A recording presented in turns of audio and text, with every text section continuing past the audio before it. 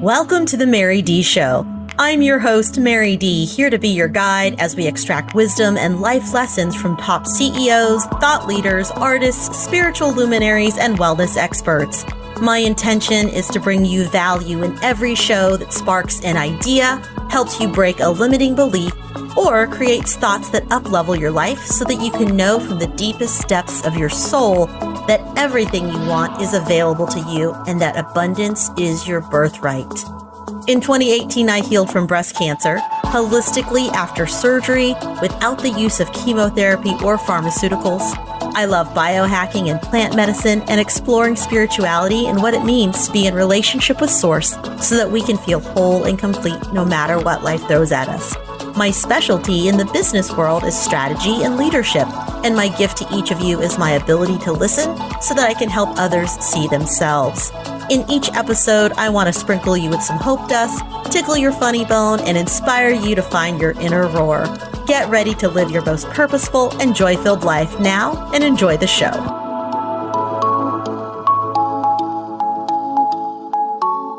Thanks everyone for joining me again. I am really humbled and so appreciative of each of you that have taken the time to rate the show, drop your testimonials, slide into my DMs and my text. I am just reminded that I have won the friend lottery coming off of our last show with my guest, Alex Moscow, on the secret to lasting love. I thought, what better way for us to follow that up than with the secrets to lasting friendship. A couple months ago, I was in Austin and a friend drove a couple hours into town to visit with me. I hadn't seen her in a few years and we loosely kept in touch, but she was eager to catch up and I was interested in hearing how her life had changed since she hadn't really been seen or heard much since pre-pandemic times. And we sat down to eat. She very quickly let me know her intention for our meeting that day. And she started by saying to me, Mary, I have watched you for years. And the one thing you do so excellently is that you have great relationships. You have friendships with people from all walks of life and friends that you've had since you were a kid. How do you do it? Tell me how to be better at having lasting friendships because I don't feel like I'm very good at it. And I immediately loved this question because she's not wrong. And it brought me joy to be acknowledged for being someone who is good with relationships. And I wasn't kidding when I shared with you that I've won the friend lottery in life because I have friends all the way back from elementary school, junior high, high school, friends I've known intimately for over 30 years. I don't have any children. And someone once said to me, don't you regret not having kids? Because who's going to take care of you when you're old? And my answer to that is that I have an incredible community and network of people in my life that I know would welcome me with open arms at any time. And having kids doesn't guarantee me that kids are going to take care of me when I'm old. The community ensures that I have friends and I'm surrounded by joy and support, not just later, but throughout my entire life. If you haven't done a great job of nurturing friendships, then there's no better time to start than now. Community is the reason why people join religious organizations and masterminds and associations and clubs. When I had breast cancer, I had a community called the Breasties. That community was where I found other young women like me who could understand what I was going through. And that was so helpful. It was helpful to be in a community where people were so relatable and could really understand what I was going through and give me the right resources for what I was actually feeling. When times have been hard in business, I have groups of entrepreneurial friends who have seen me through to get me back on track. And when life is hard, I have friends who are there to listen and offer love and advice or just an ear to let me process out loud. Community is everything. And it's actually something all centenarians have in common. So take note because one of the secrets to a long life include having a great circle of community around you. And today, I want to share with you exactly what I do and have done for years to keep my own fantastic circle of friends. And I hope that this episode gives you at least one takeaway that helps you create deeper and more meaningful relationships in your own life, whether it's with one person or with a group of people who are important to you. I have tried my best to simplify these into 3 bite-sized quick lessons for you. So I hope you're hungry. Number 1 is be the friend you want to have. When I was 23, I moved to LA and I created a whole new life for myself that was post-college and I did it in this vibrant city that was always offering something to see, something to do, and somewhere to go. And I reconnected with old friends and I made my fair share of new ones. LA is one of those cities where most of the people there are transplants. People come from far and wide to pursue their dream of acting or singing or some form of entertainment. I was always so surprised when people would say to me that they're having a hard time making friends because this is a city full of strangers. And I couldn't figure out how people weren't naturally finding each other since everyone was basically showing up friendless. What better way to reconnect than to be like, hey, you're probably not from here and I'm not from here. Let's be friends. I did have old friends in the area because LA was just an hour outside of where I was being raised in my late childhood. But I also managed to make a lot of new friends too. I would go to cooking classes and karaoke bars. I would go on hikes and join meetups to play volleyball or networking events. And when I meet a person, I also don't assume how long they're going to be in my life. I try to treat people with genuine interest and look for ways that we can connect. And I'm also willing to put myself out there. If you're someone who doesn't have any friends, then this is your opportunity to show up like the person you want to attract. You might be saying to me, Mary, I am so introverted and the idea of talking to a stranger makes me super anxious. And to you, I say, this is a fantastic time to realize that you are not the only person walking around the world feeling this way. Your feelings are completely valid. And I get it. I get it that it can feel uncomfortable to talk or walk up to a stranger. And if you keep walking around saying nothing, then that's also what's going to happen. Nothing. So put it on a t-shirt or figure out how to put yourself in a room of strangers and remind yourself that pretty much everyone is probably looking for a friend in that room. If you show up to one of these networking events, if you show up to one of these meetups, know that those people have already raised their hand and said, I want to meet people. There are apps today for making friends. A lot of the dating apps have an option for making friends.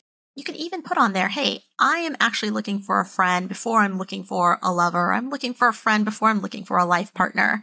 Those are such beautiful, beautiful places to start. And all the people that you might be looking for could be in a meetup or a networking event or a party or a community event or a class. They are just waiting for you to show up, number one, and number two, for you to say hello. So when we work on connecting, whether that is a smile, a high five, a hug, or a conversation, we allow that door to open.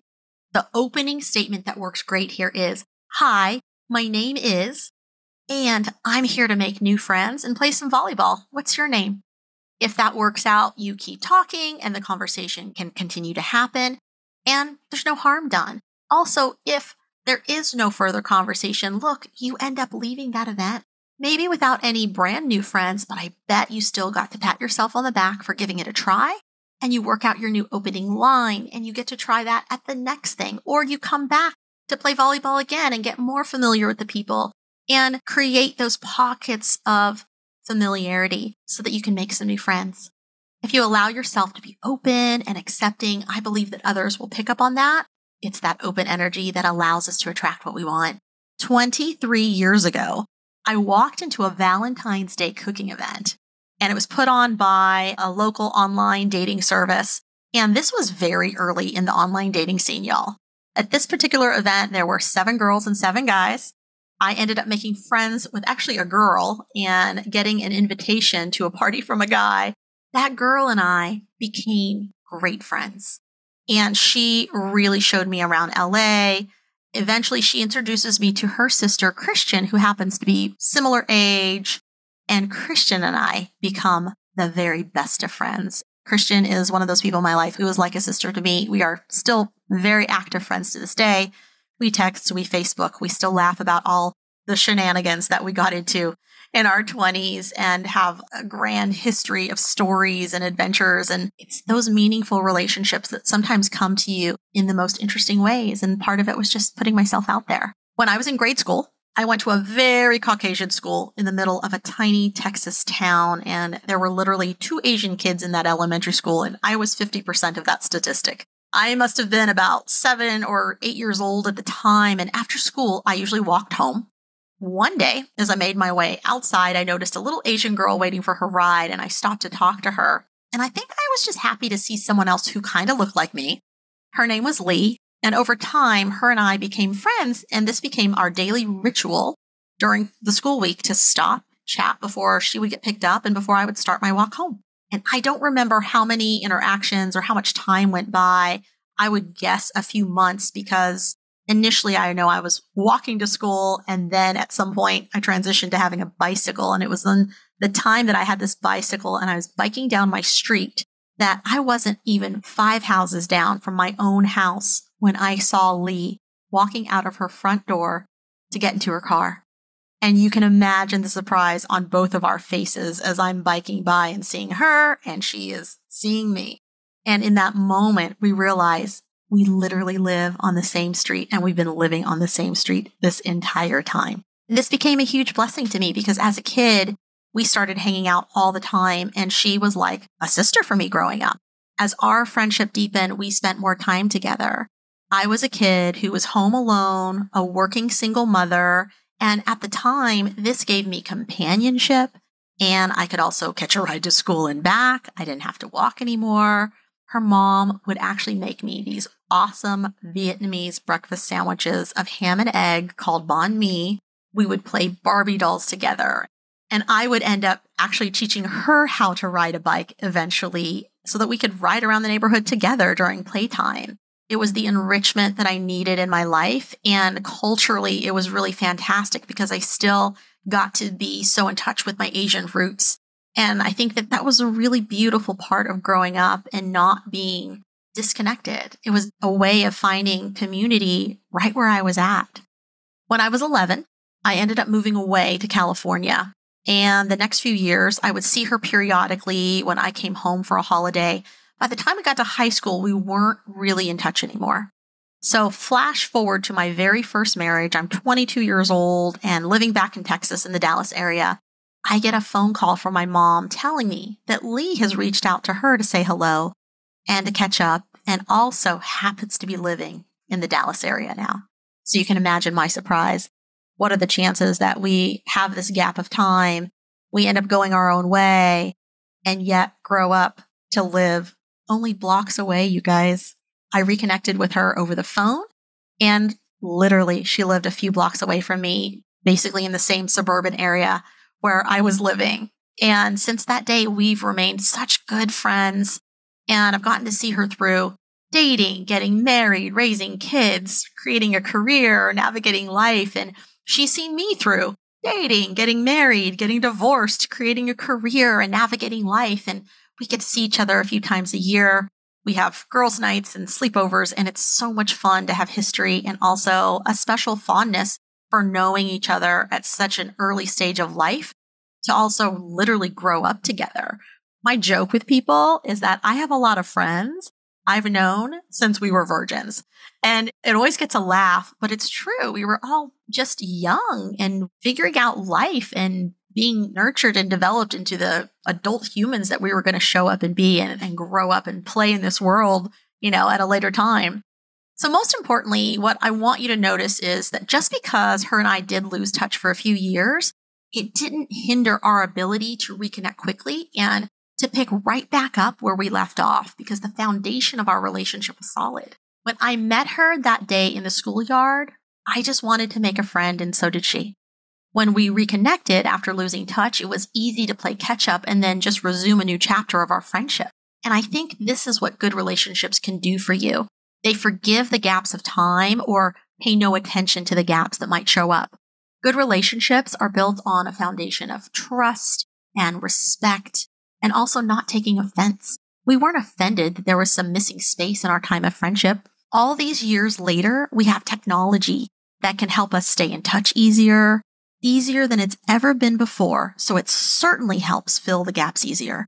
If we were to go another year or two right now without talking or seeing each other, I have no doubt that her and I would also be able to pick right back up where we left off. Friendship should mean that you can live your life and they can live theirs without the need to be attached to every moment of each other's life. And this leads us to secret number 2, which is don't be attached to the outcome. One thing that's really helped me in creating fast friendships is that I am not attached to the outcome. I understand that people come into our lives for a season. Other times they come for all the seasons. And all the seasons are those friendships that withstand the test of time. Seasons are those friendships that can come in to teach us as a lesson or provide us with experiences for a short time. And dating is such a great example of how seasons can come and go and how they can come and go quickly sometimes. Other times, those seasons can also feel like forever. But through this process, I've learned to create an openness that says, I'm interested in you, but I'm not dependent on you. For example, let's say you're a 30-year-old single person and you're really focused on having a baby and a family by 32.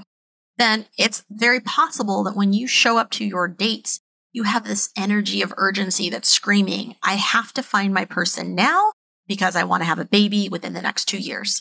And when you put that kind of pressure on yourself, it's also highly likely that your date is going to also feel the crushing pressure of this expectation on how you handle yourself in the early stages of this dating process. And they may not be prepared for it. If they are prepared for it, then maybe you're perfectly aligned. But if they're not prepared for it, that can be scary for the other person. And it's also different than approaching it from an angle that says, hey, I'm open. I want to find my person and I want to make some babies. But finding the right aligned person is actually more important to my long-term happiness and your long-term happiness. So let's pump the brakes for a second, especially when it comes to that deep, crushing urgency energy. One of the ways that I loved to show up to dates, and I've started doing it again, and I also love this because it takes the pressure off of everyone. You can do this even in friendships, obviously with a slight reframe of how you're going to say this sentence. But the phrase goes, hey, date, I want to take all the pressure off of this, and I want to focus on being friends and see where it goes. I don't have any expectations of this needing to be anything, although I hope that it could be something, and I'm really looking forward to just knowing more about you. And the typical response that I get is I watch their body relax, I watch their shoulders drop, I watch their brow unfurl, because their nervous system goes, oh, it's safe to just show up and not be too nervous and just be myself, because I'm showing up and saying, hey, I don't need there to be a ring in your pocket right now. Let's take this one step at a time. When I was in my late 20s, I met a guy named Ron, and we ended up becoming really close friends. He was one of my best friends during a time in my life where I was swearing off romance, mending a broken heart, and we must have spent 5 out of 7 days together for months upon months. And one day, Ron stopped returning my calls and text. It was literally as if he had died. As a matter of fact, I was concerned that that was what had happened. But he wasn't dead. He was just non-responsive. And my first thought to myself was to ask myself, did I do something to offend him or did I do something wrong?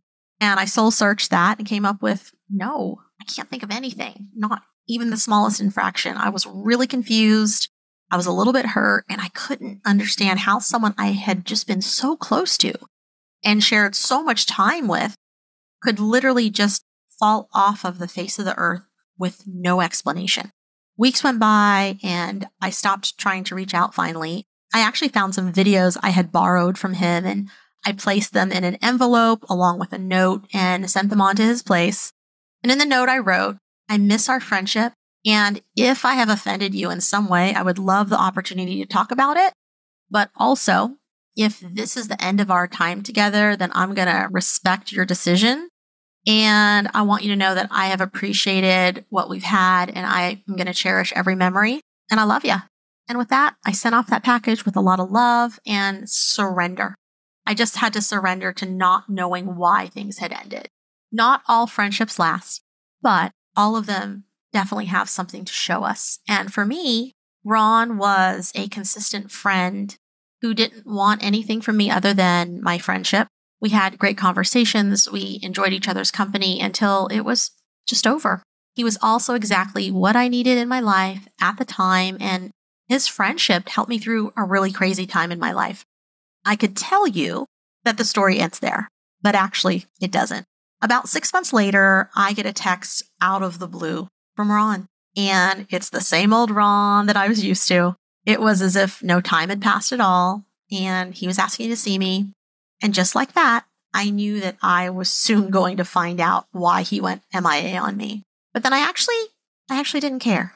I was just glad that he was reaching out again, and I was hopeful that we could be friends again. He said that one thing he appreciated most about me was that even though he ghosted me, I still bothered to send back his videos. And I wrote him that really nice note. And it turns out what was happening is he was in his own shame spiral over a situation that made him want to shut out the world.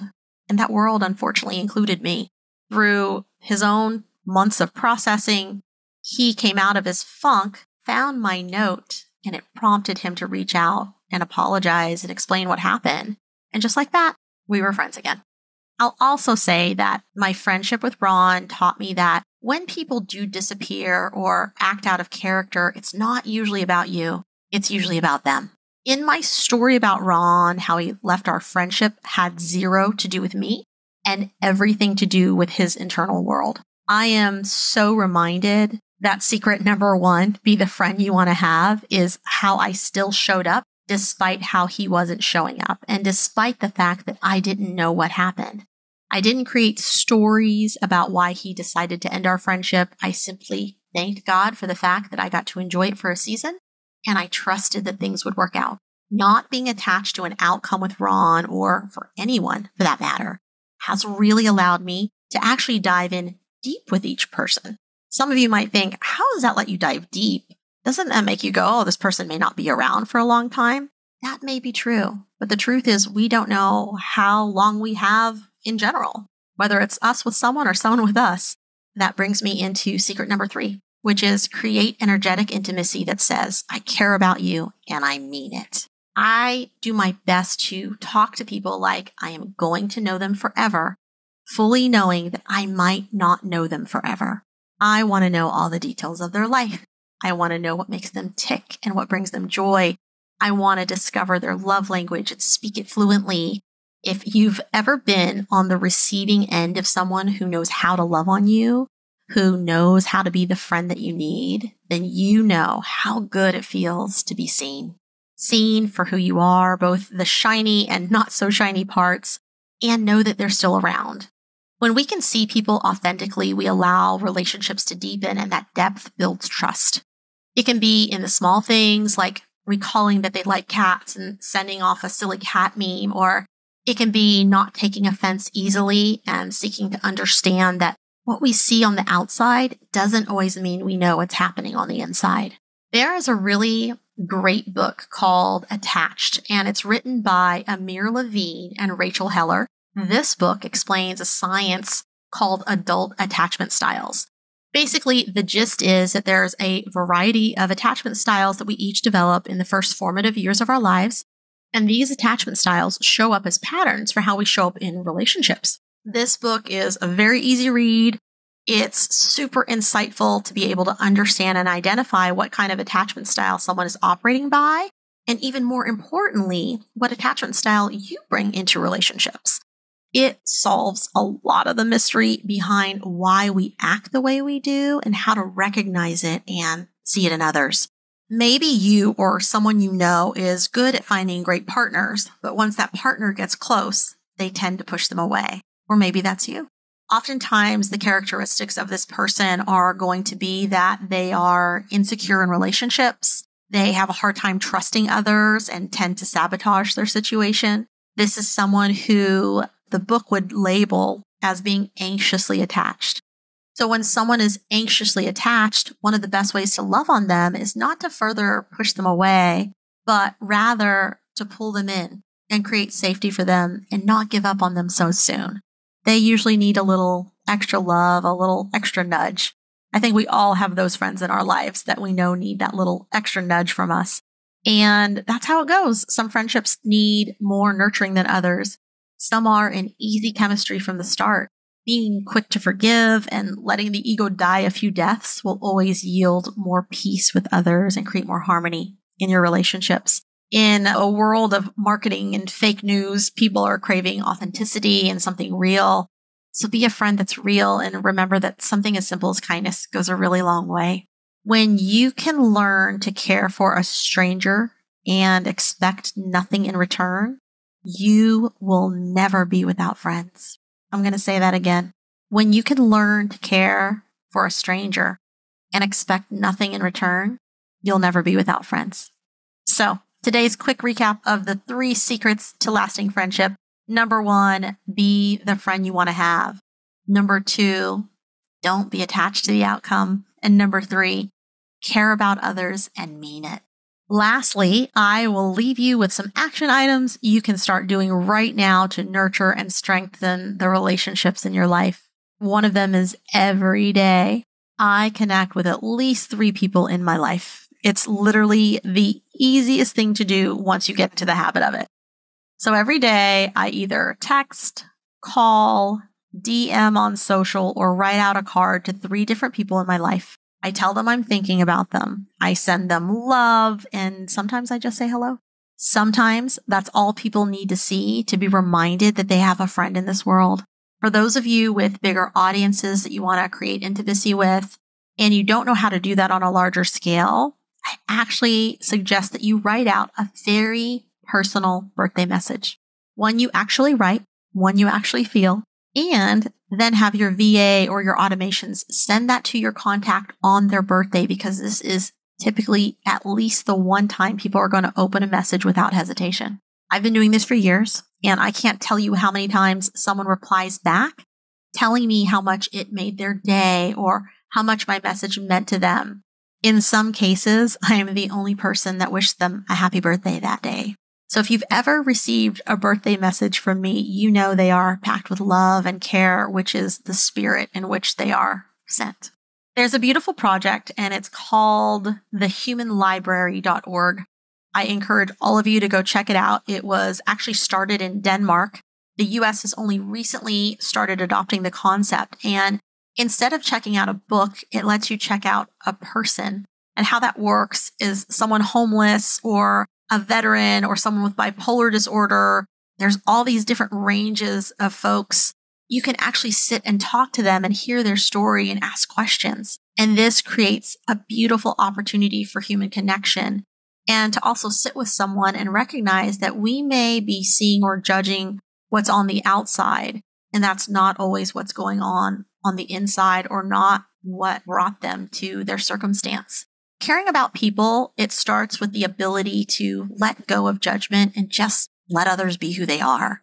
As a side note, since we are talking about the human library ever so briefly, I did recently ask Alexa, where can I find high quality men to date? And her answer to me was the library. So if you try that out, let me know if it's true. If you try out the human library, I would love to hear your stories, because I think it is a remarkable movement. And I can't wait to see this spread across all of North America and beyond, because it's such a valuable and beautiful way to create human connections. And what a great way for those of you who might also need some practice making friends, having conversation, to go to a place where people are ready to have conversations, to learn something new about someone, and to practice the art of connecting.